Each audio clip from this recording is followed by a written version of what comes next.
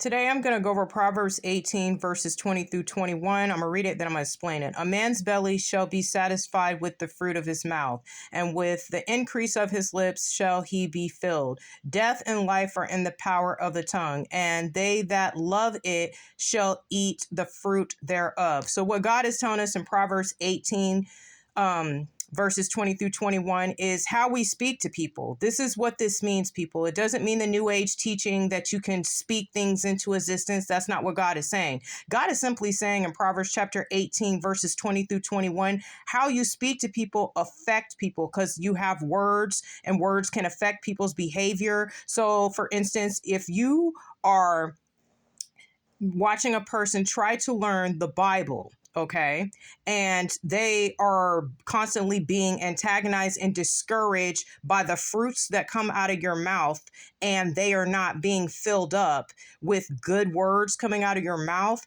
then you're bringing death and life are in the power of your tongue, because you're bringing them down with the words that are coming out of your mouth. Us as Christians, we are supposed to speak godly, righteous things to people and uplift people and give them words of encouragement and teach them Bible verses correctly. This Bible verse gets misconstrued a lot, okay? In New Age, you can't create things with the power of your tongue. Again, you can't create things with the power of your tongue. When God is saying death and life are in the power of the tongue, and they that love it shall eat the fruit of it, we're supposed to display good fruits. So he's talking about in Proverbs chapter 18, verses 20 through 21, this person is puffed up. They're displaying bad fruits because they're satisfied with the fruit of their mouth. And 20, and with the increase of his lips shall he be filled. He's increased with the fruit of his mouth because God is saying that evil things are coming out of his mouth. He's metaphorically speaking. And so he's puffed up in his own eyes, and he's increased by the things that are coming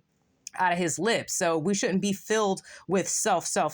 And then he goes on to say that when you speak ill and you're not displaying good fruits, and you speak to people in a bad, deathly way, God is saying death and life are in the power of the tongue, and they that love it shall eat the fruit thereof. So if you're speaking bad, discouraging someone with the power of your tongue, and it's not uplifting, you can discourage them. But we should always encourage other Christians and uplift other Christians. So that's what he's saying. Don't bring people down with your words.